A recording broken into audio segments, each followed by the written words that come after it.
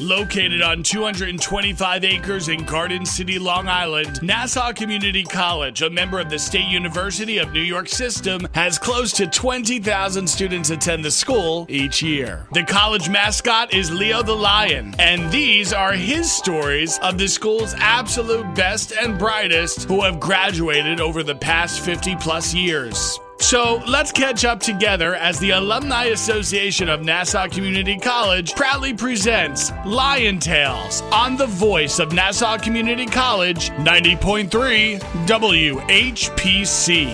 Welcome to Lion Tales. My name is Dr. Lynnda Nadien, and I am a director on the board of the Alumni Association at Nassau Community College and a proud graduate.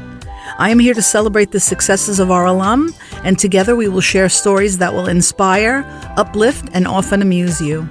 Each week, I will introduce you to alumni of Nassau Community College interested in sharing their experiences while attending the college and the secrets to their success. Look for many new and exciting events on the Alumni Association social media pages, or share your exciting news with us on Facebook, Instagram, or on our webpage at ncc.edu/alumni, or find me on Twitter at Dr. Lynnda Nadien. Did you know Leo the Lion is the mascot for Nassau Community College? Lions are ruled by Leo and fire. The male lions represent pride, while the females stand for teamwork. Together, we are Lion Tales. Today, I'd like to welcome to Lion Tales Jamie Levine, class of 2017. Jamie is the WHPC on-air morning show producer and the assistant to the director. Currently, she is working at the radio station and in an elementary after-school program. Jamie has applied to graduate school at Queens College to pursue a degree in school counseling. Her passion is radio, and she would love to be an on-air radio personality for an alternative rock station. Jamie loves listening to new music, singing for fun, and hanging out with her friends. She is inspired by her work in radio and is passionate about pursuing her goals as an educator and a radio personality. Welcome to Lion Tales, Jamie Levine, class of 2017. Woo! So great to have you here today. So tell us about your decision to attend Nassau Community College. Why I attended? Yeah, your decision. What made you decide to come to Nassau Community College? I remember when I was in high school, I applied for Nassau and I was so scared about getting rejected. And when I got in, I was like, oh my God, I did it. And everyone was like, yeah, of course you're going to get in. I mean, it's local. But I was like, I did it. I got accepted. And for me, it was a no-brainer. Like, this is what I wanted to do just because it's close to home. And also, it was a great way to save money and then also figure out what I wanted to do. Because at the time, I thought I wanted to be a creative writer. I thought I wanted to write stories. So I really loved being creative this entire time. And then when I found out during orientation that Sean Novat, our director here, had, applications to come, quote unquote, work here, volunteer here, I was like, that's it. I can put writing and music together. And then I've been here since. Yeah, absolutely. And so when you've been here now and you think about some of your favorite courses that you had. Yes. And, also being at the radio station. Now, were you an intern here as well? Yes, I was. I was an intern here too. It's kind of crazy. Like, there's just so much going on here and just in life that you kind of forget all those little things. That. You do. You forget that you were actually here doing it. So when you started taking courses, what are some of the most memorable ones? And then tell us a little bit about the internship part of this working at 90.3. Sure. So it's really funny because when I was working on my master's essay, like the letter to get in, I did a Zoom call with one of the teachers. And I'm like, hey, I remember you. You were my teacher from an English course I took during my freshman year. And that's like super long ago now. And he was not your typical English teacher. It was actually a course, I think, for English 101. And it was hip-hop English. So we wrote about, like, Biggie Smalls. We read about Tupac. We read about, like, everything you could imagine. We had a whole textbook on, like, A Tribe Called Quest. It was really bizarre. Wow. Yeah. And it was really, like, eye-opening. So that was one course. I'm trying to think of, like, so many other courses because there's just so much going on. Now, rolling back into your internship here. Yeah. Because, again, we know that people that are willing to work in radio and excited about it. A lot of radio personalities say it's important to do an internship. So what was that like for you here, coming here? So I've done 2 internships. I did one in the city and one here. So the one here, I did that first. I was actually doing that while I also worked for the college. So it would help out students come here. I was basically like an orientation leader, and I was also part of student services. So after that, I'd be like, all right, I'm going to go do news. Now, I can't do news for the life of me, but it's something that you should try, because you can't just say, oh yeah, well, I'm not good at that, but like you got to open your opportunities and say, yeah. So I said homicide instead of homicide. Definitely not for me. But I've also done morning shows. I've helped out with promotions. There's just a lot to do. Sean always has something for people to do here, and I think that's the best part. So getting to that, what are the duties of the on-air morning show producer? What isn't there to do? There's so much. Usually for me, I know everybody does things differently, but I like to use some of my sources. Like New York Post, I'll give you some of my secrets because I guess I'll do that. Like Mirror.com it's a UK one, but I've seen that. Yeah. Mm-hmm. They have a lot of like weird stories. It's a lot about marriage, and I try and stray away from that because a lot of the people I'm talking to are like 18 and they know nothing about marriage, but sometimes you find some weird ones, and I like to keep those. And I usually use about like 4 topics, and we go in there, talk about our weeks. I try and bring out some weird stuff, and sometimes I like to bring in props and just make it even weirder. And then, as a producer, do you use social media to gain the information for the stories and discussion? I mean, I know that I was, obviously I'm looking at TikTok a lot more often than I would normally too, but it's starting to get a little bit boring because it becomes repetitive. Yeah. But what is some of the meat that you might pull out of maybe a TikTok video to use as part of the production in the morning? So I'm going to be really I don't know what's the word here. I'm going to be opposite. I actually dislike using articles based on TikTok because it could be anybody and then the sources are not always true. So that's my problem, is where someone could be like, I had the worst meal ever, but someone else could say that was their best meal. So I kind of feel it's opinionated. Yeah. And I don't know these people. I don't know anything. When it's an article, they have to interview and look and get some resources in there. And that's why I like looking at that a little bit more. You're right. Something that is a little bit more research-based that could have relevance. Yeah. Yeah, because do you think we're at the point, when we measure whether or not the production was successful, is it modified while you're in motion doing it, or do you wait and make changes for the next show? Are you talking editing-wise? As far as content-wise, let's say you pulled an article and you felt, I'm not sure if I'm going to use this source again because it wasn't as reliable as I thought. Do you think about that overnight before the next day, before you do the production? So I like to be prepared. Sean does not like me to be that prepared. He's like, it's too early. But I'm like, I gotta find this stuff.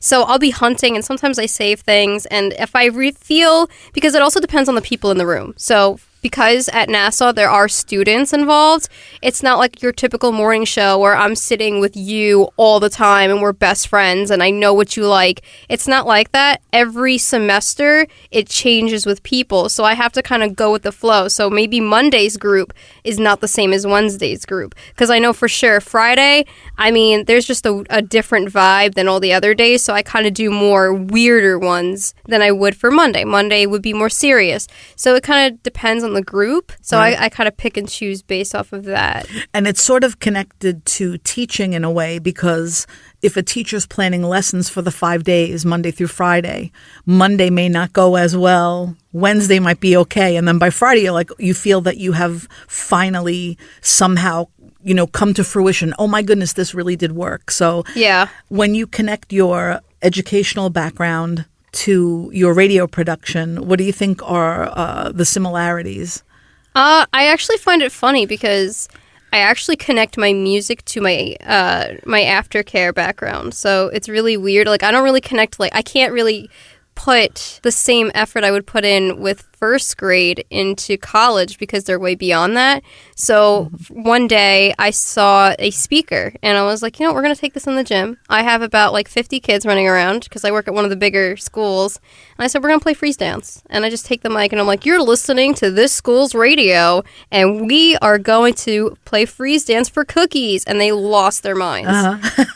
And how I think it's very important, to me. I feel that, working in education for so many years, but music and art and the radio were a big part of it. Even using, your phone for selfies and Snapchat, I think that really makes a difference with the students because it's very visible and it like sort of encourages them to do their best. So I really do feel that that's so important. What do you think makes a show sort of come to life? I think it's the people, because let's say you're having a fight with somebody, you kind of have to understand that you have to leave that outside. But also, I feel that if I'm getting along with you, I can bounce to you really fast, and I know what kind of reaction I'm going to get because we feel comfortable with each other. So I kind of feel that's important.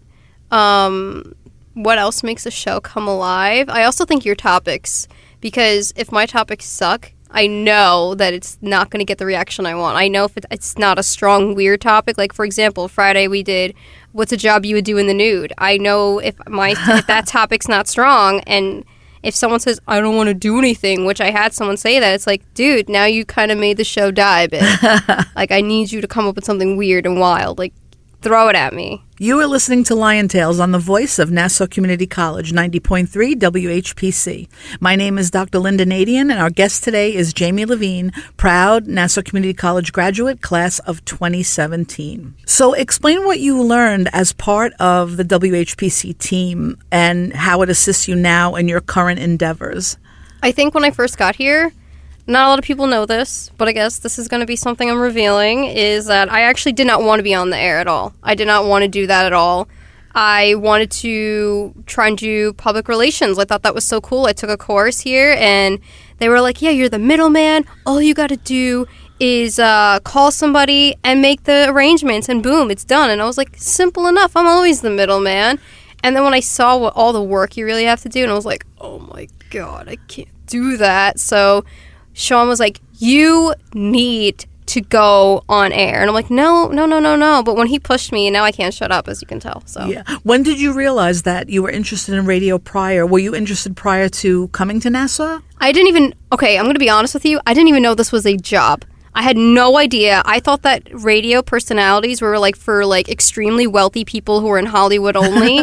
I had no idea. My dad was a DJ growing up. Wow, he wasn't like a radio DJ, but when he was a lot younger, he would go to like block parties. He would go to New Year's Eve parties and play vinyl music. And so I learned a lot of music from my parents growing up. They were big 80s people, so I got into 80s music, got into ABBA growing up. And then, of course, I found 2000 stuff like NSYNC and Britney. And then I was like, this is so good. I need more. And I didn't even know that was a job until I found that orientation. And I was like, This is it.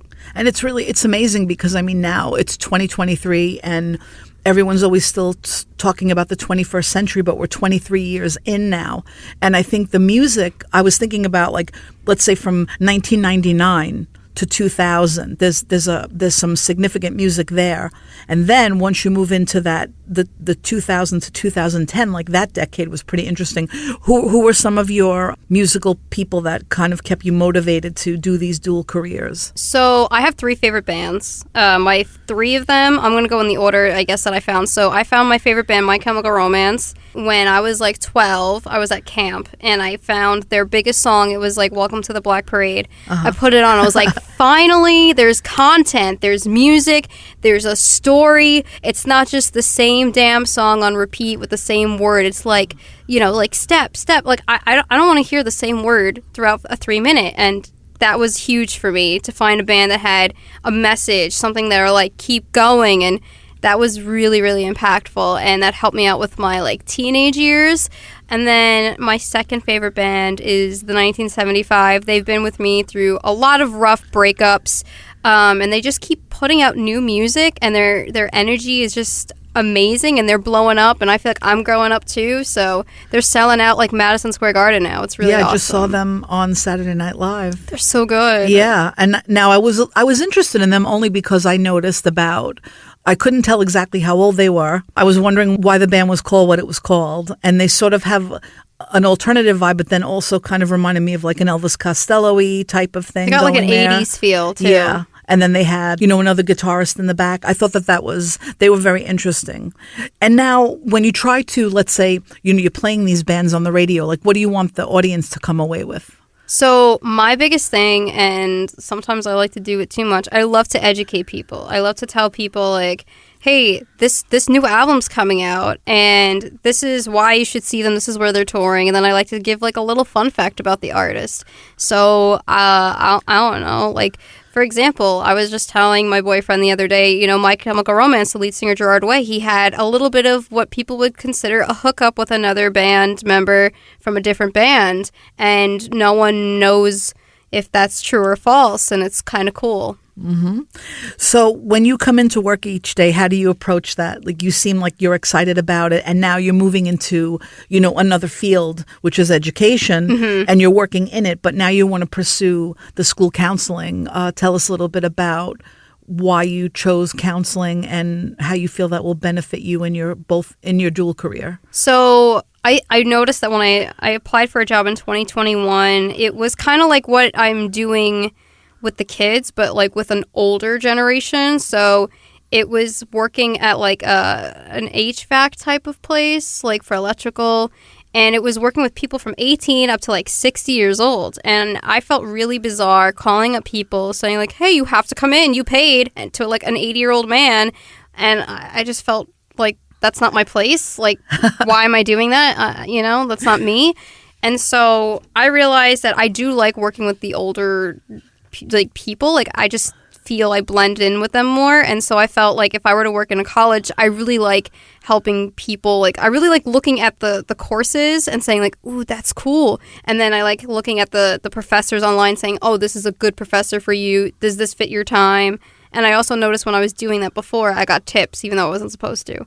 So yeah, and so now in school counseling, you'd be working, let's say you were in a high school setting, or I want to be like an academic advisor. Yeah, for a college, preferably. I think that's something that's really necessary too, because at the college level, students, no matter really how old they are, because you could have any age group within a university or community college setting, but we absolutely need that person to advocate for us, because a lot of times people come in and they just do not know, what to take. I do love the way that NASA sort of figures it out. If you come in for an associate's degree, it'll tell you, fall take this, and spring take this, and fall take this, and spring take this. So yeah, you have kind of like an outline. But how do you feel your experiences would help that new student coming in? So I always offer to people, especially like if you're brand new, I'd be like, hey, if you ever need help, let me know. I mean, most times they don't ask me, but I know my sister was kind of struggling when she came here, and I said, listen, we'll look at it together. You're applying really late, so I can't promise you anything good, but we can give you the best schedule we can. If you want to keep it above, you don't want to stay past 5 o'clock, we can do that, but I just can't promise you Fridays. Like, I'm going to be honest with you and be like, if most times I could, if we do it early, I would always get everyone off on a Friday, because who wants to show up on Friday? You always want a 3-day weekend. I mean, I don't know many people that go, oh yeah, I don't want to come in Monday. Like, Friday's where it's at. So right, I know a lot of people didn't want to have classes on Friday because they'd say, yeah, be off, which I think is good, because that's a whole big issue now in a lot of different businesses. They're talking about going to the 4-day week. Yes. I mean, I guess because during the pandemic, we could prove to ourselves that, yes, we could work from home. You might be able to do 3 days of work 5 days of work in 3 days, and make it a little bit more simplified, which is really amazing.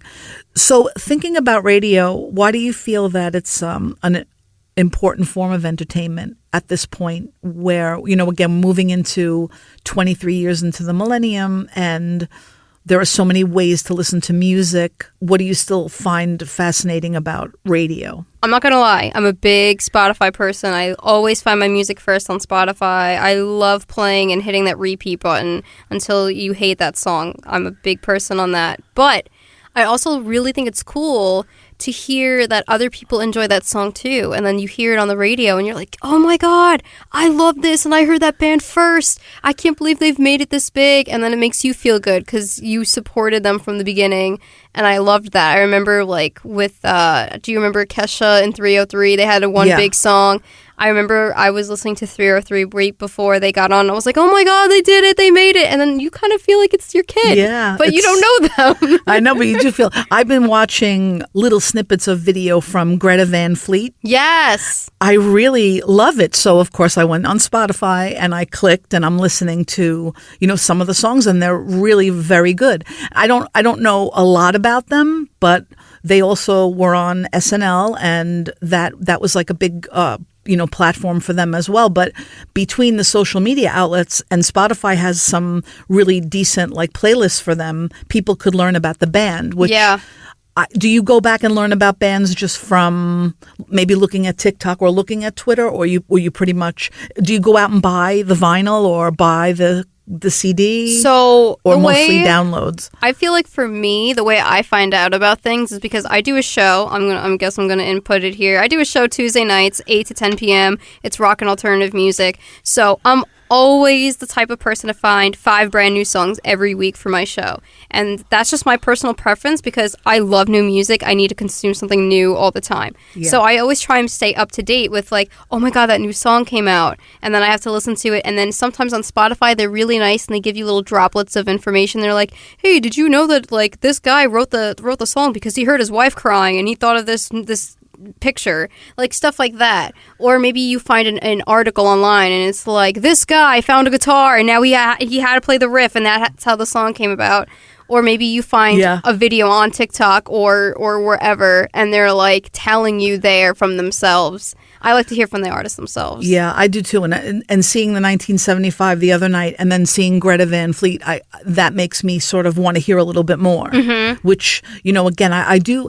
I'm an oldies person and I'm like a Beatle maniac and all of that, but I still like to hear some of the new stuff as much as possible. And well, actually at this station, Kim Tracy does have a high fidelity Sundays segment where she's played so much stuff and I'm like, wow, that's really good. Yeah. And if she wasn't playing it, we probably wouldn't hear it, which I think is really amazing. Again, going back to the fact that radio is really like this magical form of a way to connect, musically.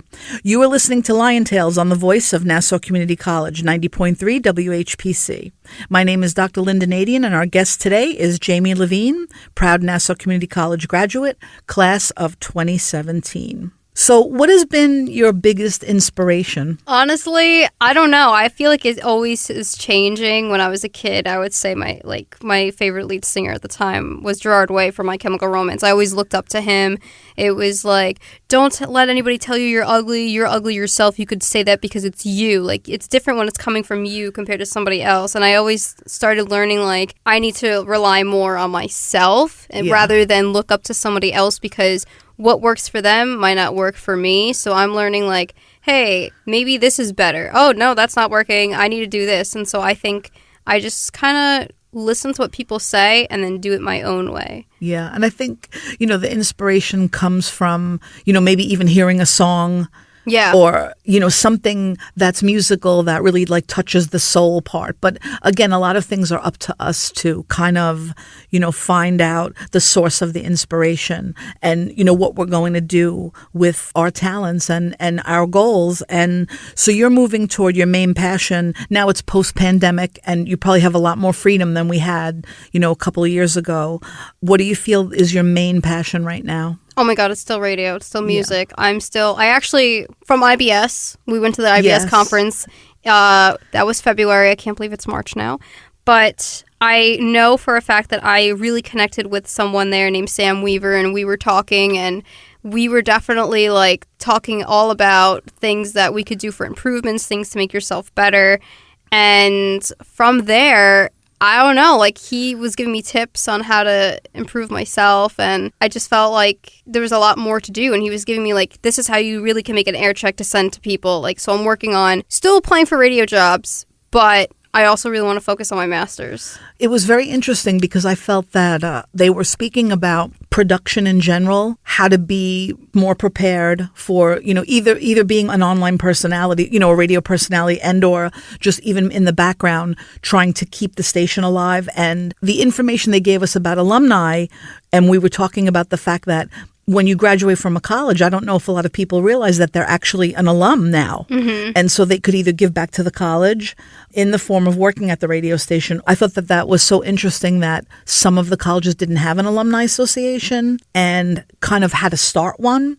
And we've been so lucky because we work really tirelessly to make sure that we try to tap into all of our alum so that everybody has the chance to either come back and, speak about their experiences here or have the opportunity to say, hey, I went through this and now I want to share it with everybody, which is really, it's just been an amazing opportunity for all of us. Do you believe that, everyone should try to pursue a college career, upon coming out of high school? Or what do you think about a gap year and all of those things that we have opportunities to do? I feel like, once again, it kind of goes back to how you feel about yourself. So, for instance, like if somebody who's really good at building things, I don't think that maybe college is the right answer for you. I think maybe if you feel more comfortable building a house, go for it, man. Like, go do what you want to do. If you think there's money there for you, go do construction in the city. Go do that plumbing. If you know yourself better and you've worked with your parent or you've had an apprenticeship already and you feel comfortable, go do that. But if you also feel like, hey, maybe I do need schooling to be a scientist, or maybe I do want to be a teacher, then go do that. If you need to take time, that's completely fine. I'm not here to judge, because I have a friend who takes time off and goes back, and now she wants to start doing things on her own because she just feels maybe it's not working out for her school. So I feel like if that's what you got to do to make ends meet, you got to do what you got to do. Yeah. And it's interesting because I do think that you can have dual careers, and what we do by day, like so many of our alum come back and they're doing something during the day. Like, let's say you'll be the school counselor by day, but at night, you'll be an alternative rock DJ, which is really amazing, which most people wouldn't know. Like, that's your passion. That's like your muse that you're into to do. Right now, what are your primary goals in terms of work and play? Right now, after I had that talk with Sam Weaver the other day, I'm really willing to try and make myself sound more like this, more personable, having a conversation, because I think everybody has this. You look at yourself in the mirror and you start talking to yourself and you're like, ew, that's not fun. I don't want to sound like I'm talking to somebody I really don't like, and I don't want it to come off weird. So I want it to be more authentic, more genuine, more me.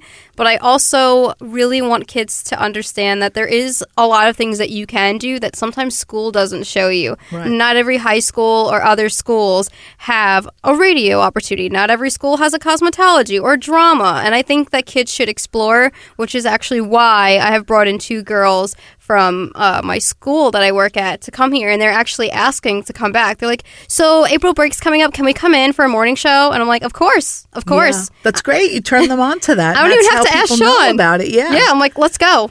You pick the day. Absolutely. I think that people are surprised at that something like a college radio station is available to them. And now a lot of high schools have the high school radio stations, which we saw at the IBS conference, that they work really hard too. Yes. And they did some pretty interesting work. So I would like to thank our guests today, Jamie Levine, proud Nassau Community College graduate, class of 2017. How can our listeners contact you? If you want to go to my Instagram, it's rockbinge, WHPC. I usually respond there pretty fast. And if you want to email me, it's jamielevineradio@gmail.com. Thank you for being here, Jamie. I would like to thank you for being our guest today. My name is Dr. Lynnda Nadien, and I serve as a director on the board of the Nassau Community College Alumni Association, and I am a proud alum. Lion Tales is also available as a podcast on iTunes, Android Podcasts, and Spreaker. More information is online at nccradio.org. Thanks for listening to Lion Tales here on the voice of Nassau Community College, 90.3 WHPC.